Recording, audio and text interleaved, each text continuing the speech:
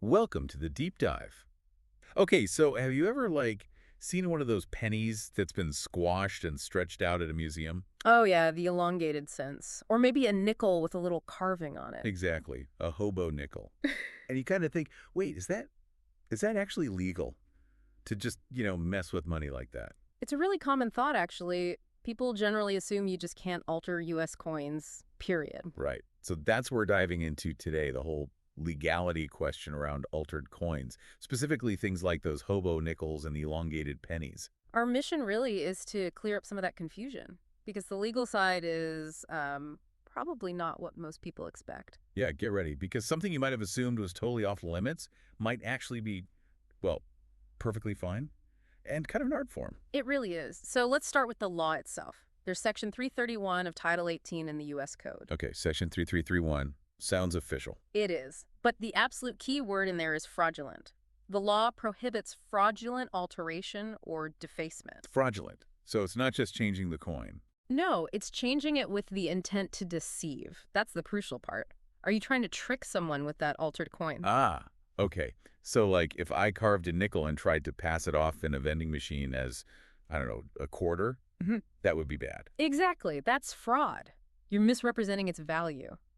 The U.S. Mint has actually clarified this whole thing pretty Oh, well. they have? What do they say? They basically emphasize what the law says. It targets alterations meant to fraudulently pass off a coin as something it's not, usually as an unaltered coin. Right. But, and this is the interesting bit, they explicitly state there are no sanctions against altering coins just for artistic purposes or as souvenirs, as long as there's no fraudulent intent. No sanctions for art. Seriously. Ah, So all those incredibly detailed carvings you see on nickels, hobo nickels, yeah. or those machines where you put in two quarters and a penny and it squashes the penny, The elongating machines, yep. that's They're legal. legally speaking, yes, provided the intent isn't fraud.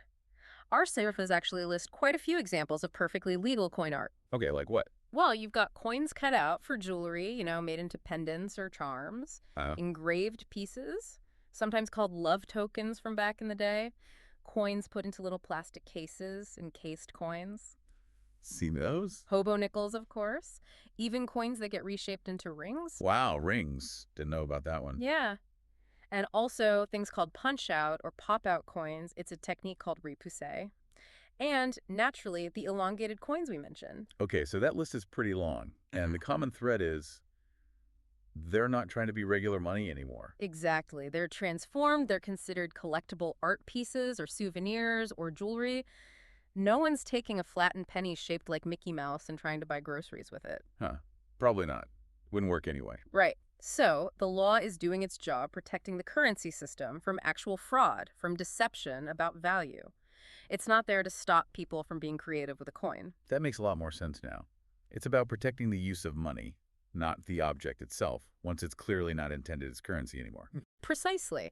So, for anyone listening who collects those elongated pennies or admires the artistry of hobo nickels, Yeah, you can rest easy. Making them, collecting them, it's a legal, recognized, and pretty fascinating part of numismatic art. that's great to know. So the big takeaway really is it all boils down to intent. No fraud, no problem. That's the core message. Art, souvenirs, collectibles, fine. Trying to fool someone, financially, not fine. So next time you see one, maybe at a tourist spot or an antique shop, you know it's legit. It's this little piece of history or creativity. Absolutely. And maybe it makes you think a little differently. Consider the journey of that specific coin. Okay, so Well, think about it. How does this super common everyday object, a nickel or a penny, get turned into something unique, something collectible, something, well, artistic? What does that transformation tell us about history or craft or even just our desire to make things special?